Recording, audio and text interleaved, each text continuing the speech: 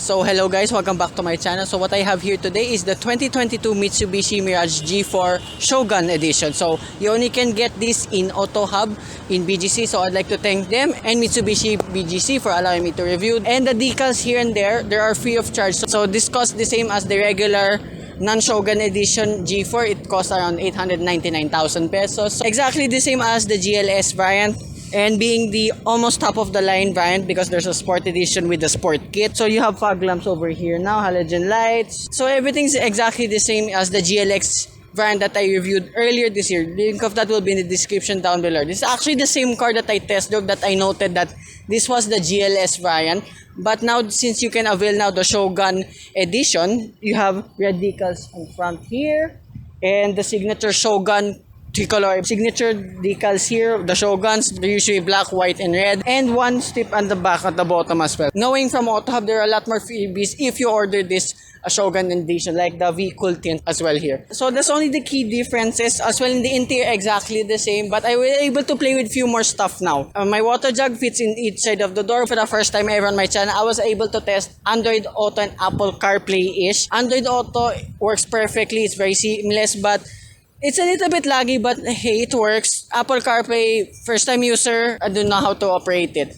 But the rest of the stuff here, the interior, is exactly the same as before. Not much to say, to be honest. But why I wanted to review this again is because I didn't give this a fair fuel consumption before.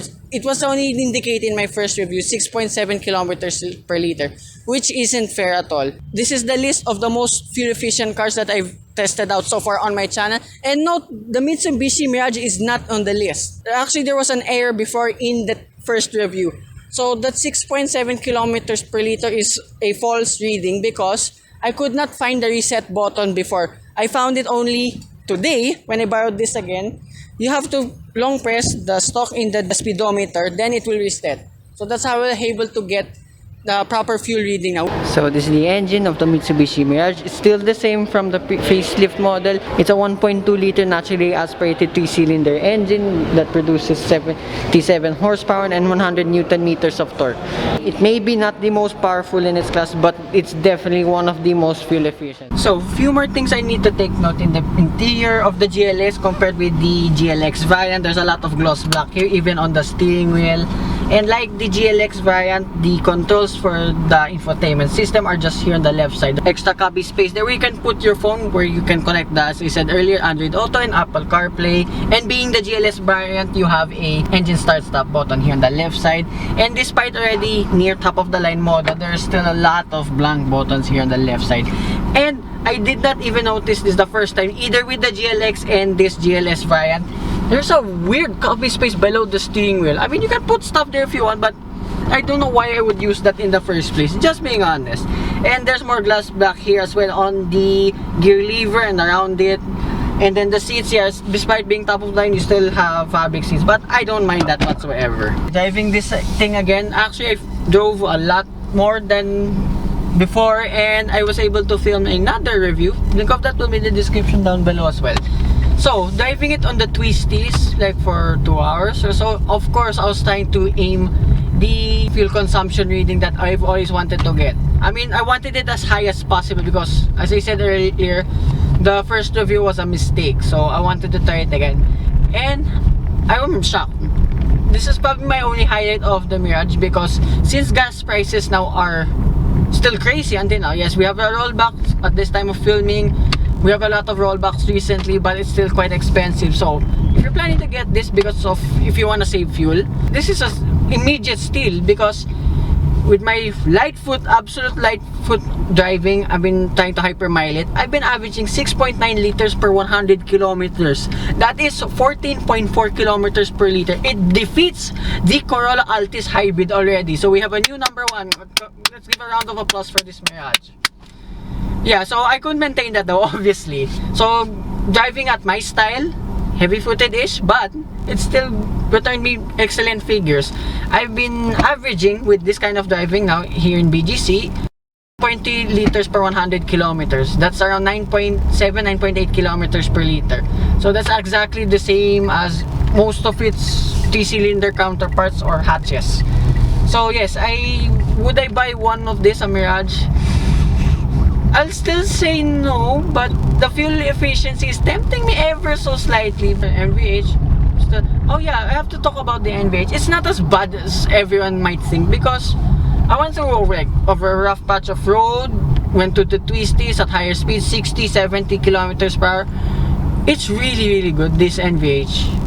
I'm surprised it's not as bad as I expect. Yes, the door tags don't sound the best, but if you just want a simple point A to B car, this Mirage will definitely do. And as I said earlier, the fuel efficiency is its strongest suit. This is, yeah, it may be the slowest thing of its class, but it is certainly the most fuel efficient one. It even defeats what most of the subcompact sedans in this category. That's what I'm really impressed about. The Google Maps in the Android Auto, sorry I don't have a shot of that, but first time user, really easy. Hoping I'll able to try Apple CarPlay very soon. I will only do this kind of segments for the Android and Apple if I only have ever a lend out only. So other reviews, normal reviews from dealerships, I will not be able to demo it. So back to this Mirage. Over humps and bumps, super comfortable. Yeah, the suspension is soft, but it's not so soft, but it is present. But as I said, it's not too much. It's very tolerable. And driving it at faster paces after I did my hyper mileage, it was really good. I mean, to the point I enjoyed driving this. Yes, there is a saying, you can have fun in a very slow car.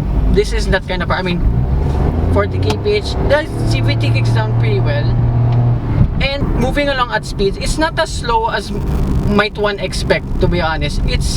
I mean, I was already hitting 60, 70, almost 80 kilometers per hour. You'll get to speeds eventually, but it's not as slow as might one expect. Yes, from a standstill, you will definitely feel it, but at faster paces around the city, you won't have an issue whatsoever. So I see why these are still very popular. Yeah, so I got what I wanted, and yeah, the highlight, we have a new number 1 of the most fuel efficient car on my channel. The thing is, would I want one? Still no, because I already have a sedan. But I highly recommend to all the first time buyers who want a simple point A to B car. Very good. And also, as I said earlier, if you want this Shogun edition, they're only available at Auto Hub. So I would like to thank Sir Inigo, Miss China, and to all the SEs. Their contact details will be in the description down below. So hope you guys like and subscribe, and I will see you with more future car reviews and more Mitsubishis as well, hopefully. Bye bye.